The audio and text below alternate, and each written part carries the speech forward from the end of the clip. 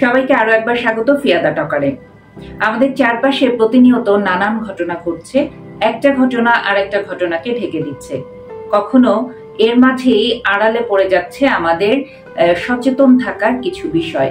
যেমন আমরা জানি যে আষাঢ়ের শেষ, শ্রাবণ শুরু হচ্ছে, বর্ষাকাল, চারিদিকে বৃষ্টি, এবং এই বৃষ্টিতে যে জলাবদ্ধতা হচ্ছে, বাড়ছে মশার উৎপাত। প্রতিনিয়তই হাসপাতালে ভর্তি হচ্ছে ডেঙ্গু রোগী। চারিদিকে মশার উৎপাত বেড়ে গেছে, একই সাথে বাড়ছে এডিস মশা এবং ডেঙ্গু রোগী। প্রতিনিয়তই হাসপাতালে ডেঙ্গু রোগী ভর্তি হচ্ছে, কিন্তু আমাদের চারিদিকে এত সব ঘটনার ভিড়ে আমরা হয়তো ভুলতেই বসেছি ডেঙ্গুর কথা। যে ডেঙ্গু আমাদের জীবন নিয়ে নিতে পারে, যে ডেঙ্গুর কারণে প্লাটিলেট কমে গিয়ে অনেক শিশু মৃত্যুবরণ করছে, এবং সেই মৃত্যু ঘটনায় আমরা হয়তো স্তব্ধ হয়ে যাচ্ছি, আমরা হয়তো থমকে যাচ্ছি। কিন্তু সেই বিষয়ে আমরা কতটা সচেতন হচ্ছি? সচেতনতা বাড়াতে হবে নিজেকেই। আমার চারপাশে নানান ঘটনা ঘটবে, অনেক ধরনের ঘটনায় ব্যস্ত থাকবে চারিদিক, কিন্তু তার মধ্যে থেকে আমার যে দিকটা আমার জীবনের জন্য যতটা গুরুত্বপূর্ণ যে বিষয়গুলো, সেগুলো আমাকেই মেনটেন করতে হবে। ডেঙ্গুর ভয়াবহতা থাকবে, কিন্তু সেই ভয়াবহতা থেকে আমরা অবশ্যই বাঁচতে পারি। তার জন্য কিছু কিছু পদক্ষেপ আমাদের গ্রহণ করতে হয়।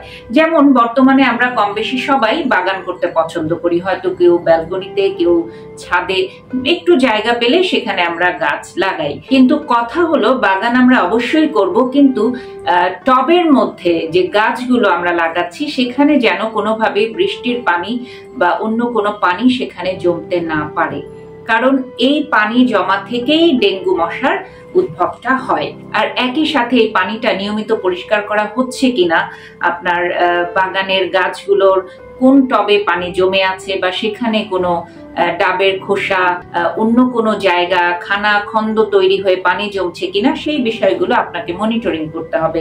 সবসময় আমরা কিন্তু হেল্পিং হ্যান্ডের হাতে এটা ছেড়ে দিতে পারি না, কারণ তারা এই বিষয়টার গুরুত্ব বুঝবে না যতটা আপনি বুঝবেন। তাই আপনার আমার উচিত যে আমরা ডেঙ্গু থেকে যদি বাঁচতে চাই, তাহলে সচেতনভাবে কিছু কিছু কাজ আমাদের করতে হবে।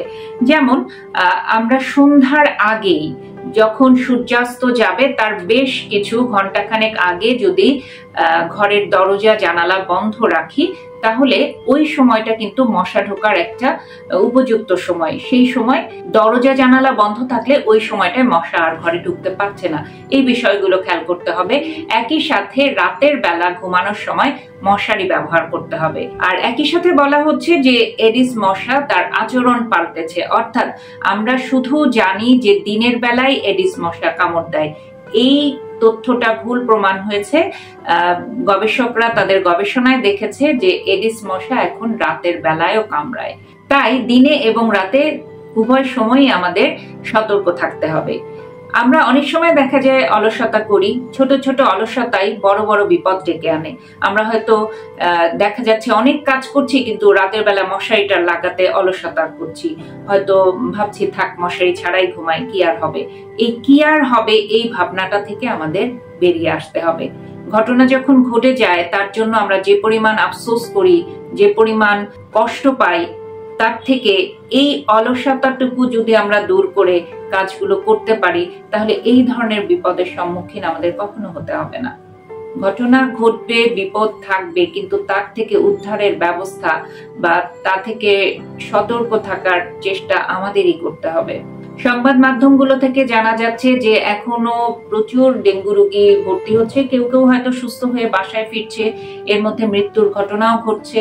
আমরা হয়তো নানান খবরের চাপে এই খবরগুলো এড়িয়ে যাচ্ছি, কিন্তু মানুষ হিসেবে আমাদের আগে জীবন, বেঁচে থাকতে হলে এই খবরগুলো আমার জানতে হবে এবং একই সাথে আমাকে সচেতন হতে হবে। এডিস মশার হাত থেকে বাঁচতে হলে আসলে খুব বেশি কিছু করা বা খুব বড় করে পদক্ষেপ নেওয়ার কিছু নেই। ছোট ছোট এই কাজগুলো যদি আমরা করি, তাহলেই মশার হাত থেকে আমরা কিছুটা হলেও রেহাই পাবো বা রক্ষা পাবো। তাই আমাদের সবচেয়ে প্রথমে যে বিষয়টা দরকার তা হচ্ছে সচেতনতা। নিজে সচেতন হই, আশেপাশের মানুষকে সচেতন করি এবং পরিষ্কার পরিচ্ছন্ন রাখবো নিজের ঘর, নিজের বাগান, একই সাথে চারিদিক। তবেই আমরা এই ডেঙ্গু মশার হাত থেকে রক্ষা পাবো। নিজে সচেতন হব, অন্যকে সচেতন করব। ভালো থাকবেন সবাই। আবারও নতুন কোনো বিষয় নিয়ে খুব দ্রুত ফিরে আসবো। চোখ রাখবেন ফিয়াদা টকারে।